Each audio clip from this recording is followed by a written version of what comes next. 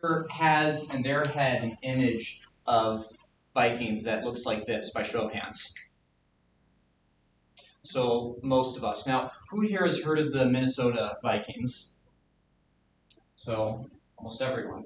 Well, hi everyone. I'm your friend Holden. We've made it halfway through the semester. Congratulations. And I'm a history major and I'm studying medieval history. And today I'm going to tell you about I'm going to divide into 3 chapters: the Viking era of raids, conquests, settlements, social changes, religious, cultural, and economic, and eventually the pushback and defeat of them. So, unlike a lot of historical eras which have definitive start and endpoints, or that don't have definitive start and endpoints, this does. And the Viking era, the beginning of the Viking era is marked in 793 when these Viking longships crossed the North Sea and they attacked Lindisfarne Monastery.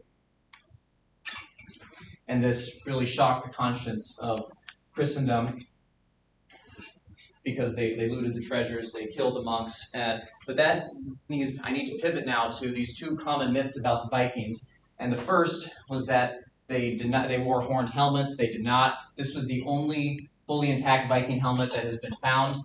However, this myth probably comes from Christians who saw their attacks on holy monasteries as demonic. However, the Vikings didn't care what religion foreigners followed. They only wanted to rob them and kill them if they resisted. And another common myth is that Viking was an ethnicity. It was not. Viking was a profession of raiders, traders, sailors, and warriors. Their ethnicity was Nordic or Scandinavian. Their religion was Germanic paganism, and their language was Old Norse. Viking was not a culture, it was a subculture. So, I just lighten the mood here. I have here a funny meme for everyone. When you visit Scandinavia versus when Scandinavia visits you, and I believe Professor Trago has been to this fjord in Norway. So over the next few decades, there were more raids, with the purpose of which was looting treasures and capturing people to sell into slavery, and the Old Norse word for slave was thrall. And over the few decades, those raids would eventually transform into conquest, settlement, and colonization, and they did this in Great Britain. Excuse me. The pointer. Which button is it to point? They conquered parts of Great Britain, Ireland, Faroe Islands, Iceland, Greenland, Vinland, and also parts of Eastern Europe. You can see here the trade routes and the years of when they attacked certain areas. Here's a much more detailed map, which I can send to anyone who is interested. Here's another map showing some of their trade routes. This is in 843, and some of them ended up in the Middle East. As you can see here is mercenaries. Here's a map of Germanic languages in 900, and you can see in little pockets where they set up colonies, and in Ireland they set up colonies like Dublin, and Ireland was a major source of thralls. So it was in the 10th century, or the 900s, that they reached their zenith of power and influence, and it was during this time that made their society started to see major social changes. And these changes and that was the introduction of a new religion, Christianity. And these dramatic changes, saw Nordic societies complete the transition other European societies had centuries earlier from relying to slavery to serfdom. It also meant they were trading more with other Europeans, and also that because Latin was the language of the church, they were introduced them to a new language, new ideas, and a new alphabet. And these here are some of the few buildings we have from this period. We still have some of the churches they built. That is Harald Bluetooth, the second king of Denmark, being baptized. And yes, Bluetooth is named after him, and the current king of Denmark is a direct descendant of his. So despite these changes in their society that made them more like other Europeans, Nordics more like other Europeans, ultimately Viking influence could only be dislodged and defeated in the language they understood the most, which was force.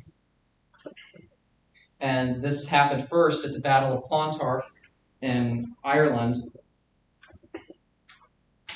And during the battle here, you have the Irish army here in green, which defeated the Viking army here in red. And the Irish army was led by High King Brian Boru. He was killed in action while praying in his tent, which made him a hero.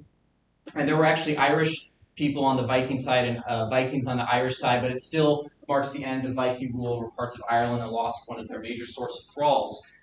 But so Clontarf was too important to be left to the historians, so it passed into the legend maker's hand. But ultimately, the last great Viking kings were Canute the Great of the North Sea Empire and Harald Hardrada in Norway. And in a dispute over the English throne with this man, Harold Godwinson, they fought an epic battle at Stamford Bridge in 1066 on the 25th of September. And after hours of fighting and thousands killed, the Viking army was defeated by the English army. Hardrada was killed in action, which inspired his soldiers to refuse an English offer of surrender and fight to the death. And is it okay if I read a quote from my book? It says here from the Morkinskinna, courtesy of the Eden Library, that at the end of winter and towards spring, King Harold sent word throughout the realm and called out the levy, specifying who should report for duty from each district. Everyone who knows something of these events says there's never such an elite force gathered in Norway for any expedition, and that they also had 200 Viking longships. They had the best ships prepared for this invasion, but it was all for naught, and it was such an epic defeat with their king killed in battle that it marked the end of the Viking era. But the English weren't so lucky either, because just a few weeks later they were defeated by an English army, or excuse me, a Norman army, who was led by William the Conqueror, Duke of Normandy, himself of Nordic descent. And they crushed them at the Battle of Hastings, and the Normans took over England and later Ireland, and I myself am descended from the Norman knights who settled in Ireland. But anyway, I hope I have helped you all today in understanding the three important periods of their history and how it culminated in their defeat and eventually the transition to the medieval era of Europe. And the Nordic peoples shifted their focus to their internal affairs, the Baltic Sea and region, and their new Christian faith. The Viking era had ended. Thank you very much.